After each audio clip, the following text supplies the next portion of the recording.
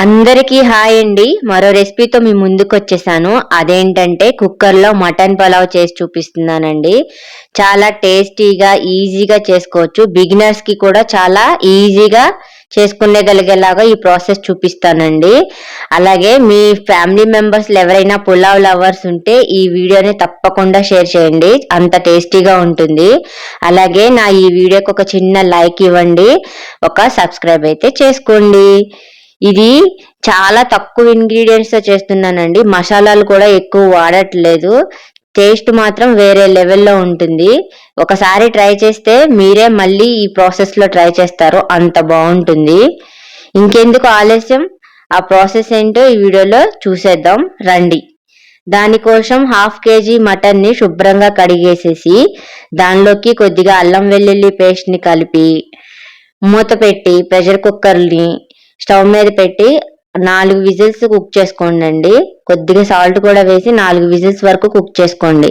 Water ఏం పోయకూడదండి. Water పోయకుండానే దానిలోంచి water వస్తాయి. చూడండి, నేను 4 విజిల్స్ కుక్ చేసిన తర్వాత చూపిస్తున్నాను. దానిలోంచి ఇంకా కొద్దిగా వాటర్ ఉన్నాయి. అవి కూడా ఎవాపరేట్ అయ్యే వరకు కుక్ చేసుకోండి, లేకున్నా పర్వాలేదు. దీన్ని వేరే బౌల్లోకి తీసుకొని పక్కన పెట్టుకోండి. ఇక్కడ ముక్క మనకి 50% వరకు కుక్ అయిపోతుందండి. అందుకని ఇట్లా కుక్ చేసుకోవాలి ఫస్ట్. తర్వాత అదే ప్రెషర్ కుక్కర్లోకి కొద్దిగా ఆయిల్ ని ఇంకా 3-4 స్పూన్లు గీ వేసుకోండి. టేస్ట్ బాగుంటుందండి అందుకని. తర్వాత ఒక మీడియం సైజు ఆనియన్స్ ని చిన్న ముక్కలుగా కట్ చేసుకుని వేసుకోండి. ఒక స్మాల్ ఆనియన్ ని చీలికలుగా కట్ చేసుకుని వేసుకోండి. అలాగే కొంచెం కొత్తిమీరని కూడా యాడ్ చేసుకుని ఇవన్నీ మెత్తగా మగ్గేంత వరకు కుక్ చేసుకోండి. తర్వాత దానిలోకి కొద్దిగా అల్లం వెల్లుల్లి పేస్ట్ ని కూడా వేసుకొని పచ్చివాసన పోయేంత వరకు కుక్ చేసుకోండి. ఇవన్నీ కుక్ అయిన తర్వాత దానిలోకి మనం ముందుగానే కుక్ చేసి పెట్టుకున్న మటన్ ని దీనిలోకి యాడ్ చేసుకోవాలి.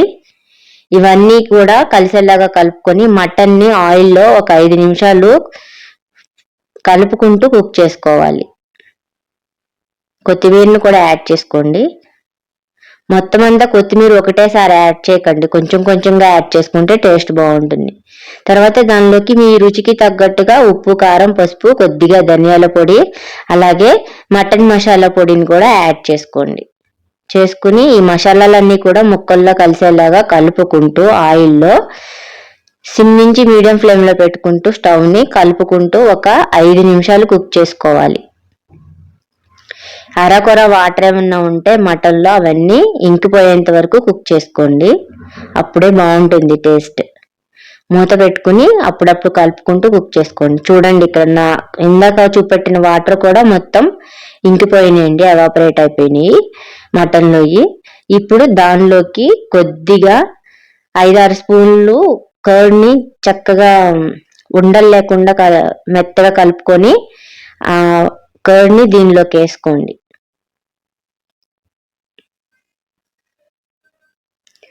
ఒకసారి ఈ మటన్లో అంతా కలిసేలాగా కలుపుకోవాలి. కలుపుకుంటూనే ఈ గ్రేవీని కలుపుకుంటూ కుక్ చేసుకోండి. అడగంటకుండా కుక్ చేసుకోండి. మళ్ళీ కొద్దిగా కొత్తిమీరని యాడ్ చేసుకోండి. చెప్పాను కదా, మొత్తం ఒకటేసారి యాడ్ చేసుకోకండి కొత్తిమీరని.